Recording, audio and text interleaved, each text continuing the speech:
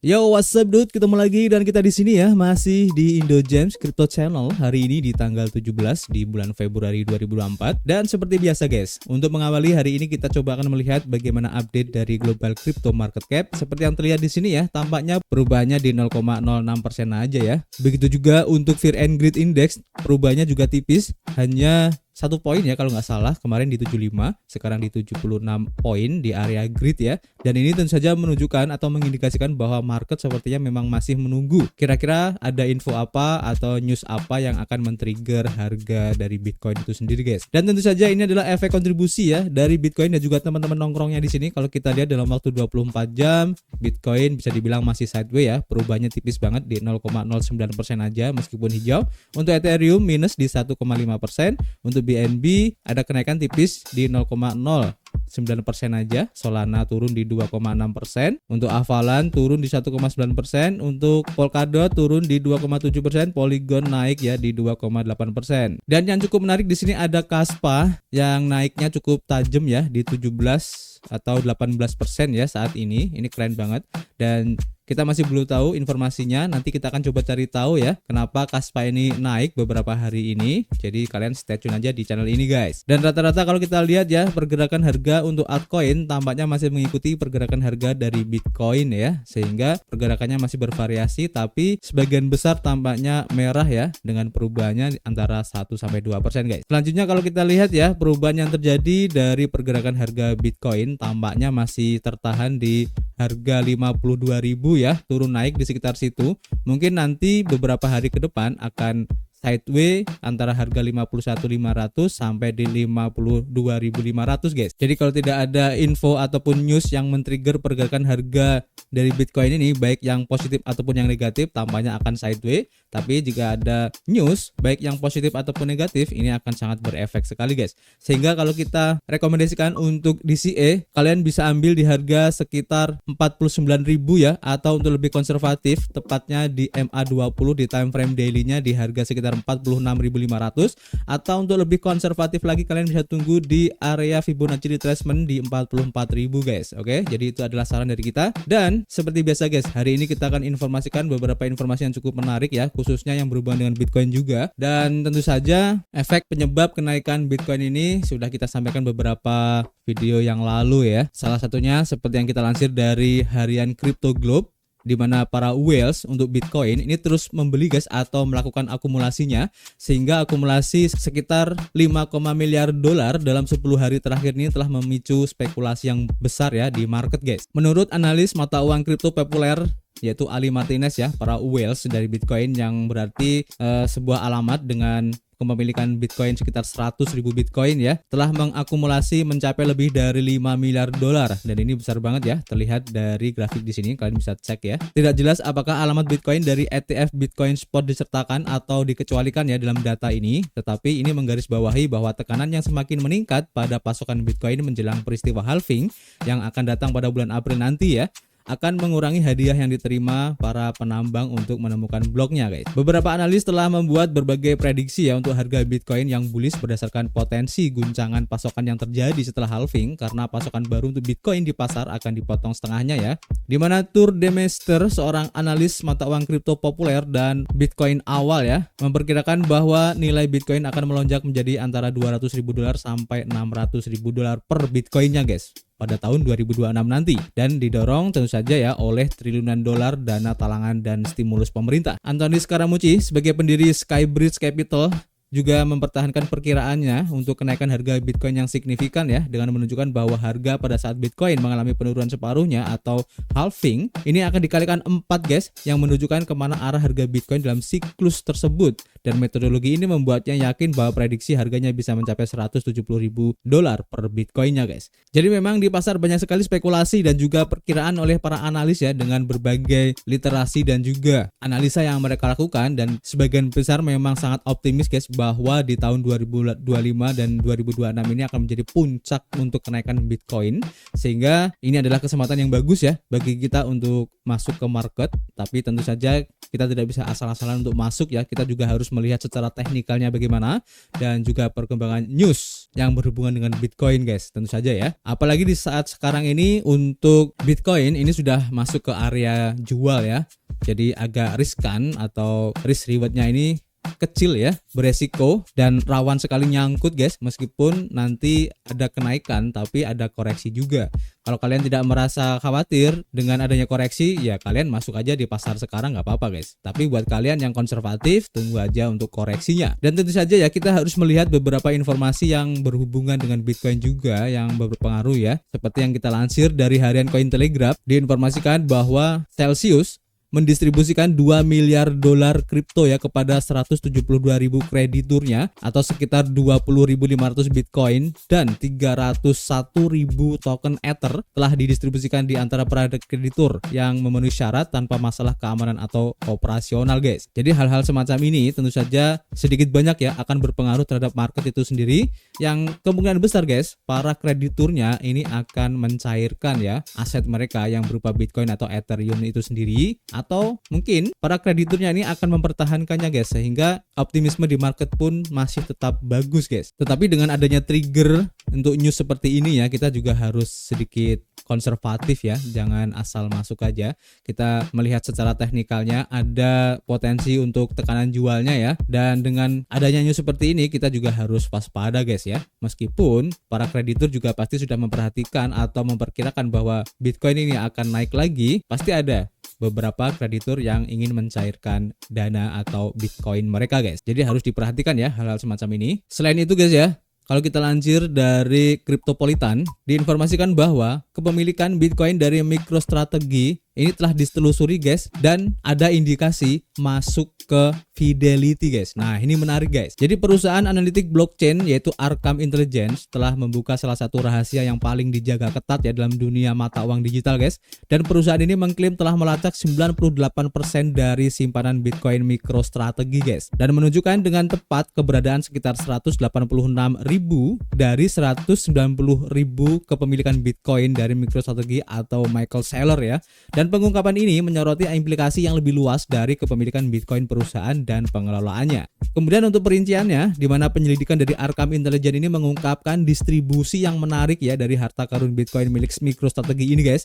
Dan tampaknya sebagian besar emas digital mereka sebesar 107.000 Bitcoin berada di Fidelity guys, terletak di antara aset klien yang lain. Sementara itu sebagian besar lainnya sebesar 79.000 Bitcoin menikmati eksklusivitas hak asuh yang terpisah dengan Coinbase Prime berperan sebagai walinya. Perincian yang cermat ini tidak hanya menyoroti diversifikasi strategis kepemilikan dari MicroStrategy ya, tetapi juga menggarisbawahi kepercayaan yang diberikan kepada Fidelity dan Coinbase sebagai penjaga kekayaan digital yang cukup besar dari MicroStrategy ini. Pengungkapan yang dibuat oleh Arkham Intelligence ini datang pada saat portofolio Bitcoin MicroStrategy diperkirakan bernilai 9,7 miliar dolar tergantung pada harga Bitcoin saat ini yang berkisar di sekitar 52.000 dolar ya. Dan setelah melakukan investigasi mendalam ke dalam dompet dari Fidelity Custody, perusahaan analitik ini menemukan sebuah brankas digital yang berisi lebih dari 174.000 Bitcoin guys. Nah arus masuk dari Bitcoin ini dapat ditelusuri kembali ke bursa-bursa terkenal termasuk Coinbase,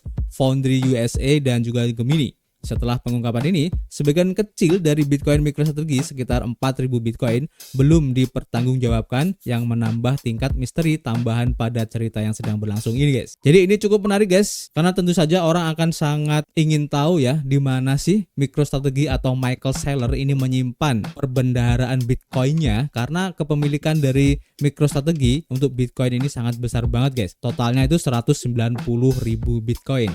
Dan tentu saja apa yang dilakukan oleh MicroStrategy ini akan menarik perhatian dari para holders Bitcoin yang lain, apalagi kalau sampai Bitcoin ini dijual oleh si MicroStrategy, karena mungkin MicroStrategy sudah merasa cukup dengan keuntungan yang dia dapat. Mengingat ya, kekhawatiran di market, antusiasme di market ini sangat-sangat cepat sekali berkembang guys. Artinya jika ada berita yang buruk, maka efeknya akan sangat masif. Begitu juga sebaliknya, jika ada berita baik, maka efeknya pun juga akan sangat masif guys. Masih belum jelas ya apakah tujuan dari MicroStrategy dengan menyimpannya di Fidelity dan juga Coinbase ini tujuannya untuk apa ini masih belum jelas, tapi kita tidak bisa berspekulasi yang macam-macam ya. Jangan sampai dengan adanya berita seperti ini kita berspekulasi bahwa MicroStrategy akan menjual dan bla bla bla. Ini masih menjadi pertanyaan guys. Jadi tetap tenang, cool down, dan kita terus pantau apa yang dilakukan oleh MicroStrategy ini. Oke, jadi kalian tetap aja stay tune di channel ini guys. Selanjutnya guys, kita akan lihat update terbaru ya, kabar dari Justin Sun yang cukup menghebohkan juga ya. Seperti yang dilansir dari harian Bitcoin.com, diinformasikan bahwa Justin Sun meluncurkan white paper untuk blockchain layer 2 berbasis Tron guys. Nah ini menarik ya, karena seperti yang kalian tahu telah muncul berbagai macam project layer 2 untuk Bitcoin ya.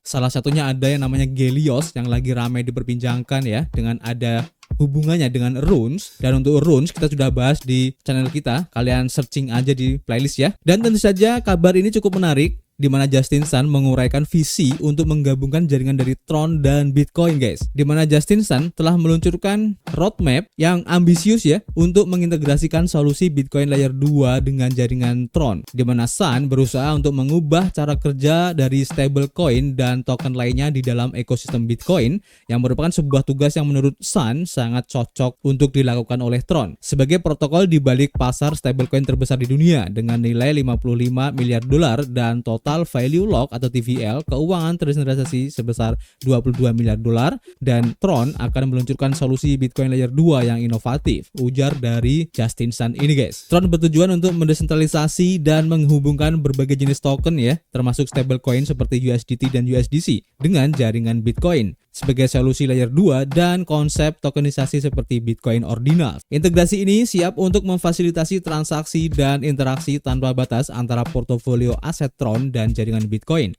memperluas utilitas dan jangkauan kedua sistem blockchain ini guys. Ada beberapa tahap ya dari roadmapnya. Untuk tahap alpha akan berfokus pada peningkatan konektivitas lintas rantai antara Tron dan Bitcoin yang memungkinkan transfer dan pertukaran aset berbasis Bitcoin dan Tron. Kemudian untuk tahap beta, Tron berencana untuk membuat kemitraan strategis dengan beberapa protokol Bitcoin layer 2, dan kolaborasi ini diharapkan dapat memfasilitasi inisiatif staking dan mendukung pertumbuhan ekosistem Bitcoin layer 2. Tahap berikutnya berpusat pada peluncuran solusi layer 2 yang komprehensif yang mengintegrasikan Tron, BTTC, dan jaringan Bitcoin. Protokol ini bertujuan untuk memadukan efisiensi dan biaya transaksi yang rendah dari sistem Proof of Stake dengan fitur keamanan yang kuat dari model Proof of Work dan juga Unspent Transaction Output atau UTXO. Dan seperti yang kalian lakukan ya setelah peluncuran dari roadmap ini ya, harga token dari BitTorrent mengalami lonjakan lebih dari 12%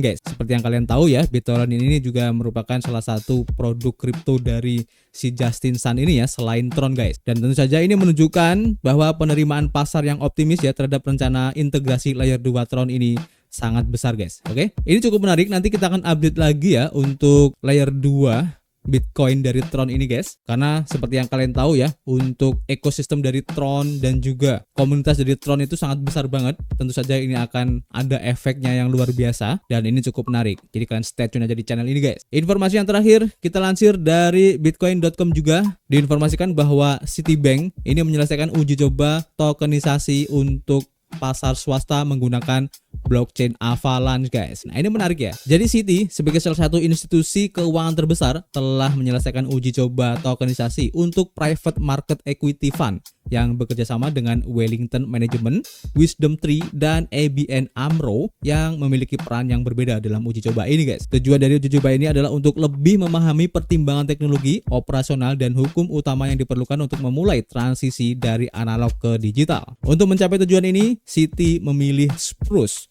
yang merupakan subnet Avalanche yang berorientasi pada kelembagaan sebagai platform untuk melakukan tokenisasi aset-aset ini guys. Dan selama pengujian ini ya, Wellington Management bertindak sebagai penerbit dana ekuitas swasta dari aset yang mendasari, ABN AMRO terdaftar sebagai investor dana tersebut, dan Wisdom Tree mensimulasikan peran sebagai penyedia layanan keuangan yang juga mengelola proses penerimaan calon investor guys. Nah ini cukup menarik guys ya, artinya tampaknya sekarang juga sudah mulai ya ada institusi perbankan yang berpikir ya bahwa teknologi blockchain blockchain ini mau nggak mau kita akan berinteraksi, dan perbankan juga tidak mau ketinggalan dengan perkembangan teknologi saat ini guys. Jadi kita tunggu aja guys, apakah institusi perbankan yang lain ini juga akan mengintegrasikan teknologinya atau layanannya dengan blockchain yang ada saat ini. Kita akan update lagi guys, dan ini cukup menarik. Dan apakah teknologi blockchain ini akan juga diterapkan di perbankan Indonesia? Ini semakin menarik guys. Oke, jadi untuk informasi hari ini cukup ya.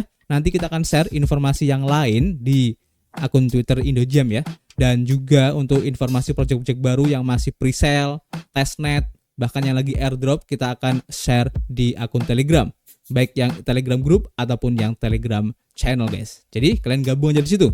So, seperti biasa guys, kita masih menunggu kritik dan saran kalian di kolom komentar. Nanti kita bisa ngobrol banyak di dalamnya. Dan tentu saja kita akan ketemu lagi di informasi berikutnya. Peace.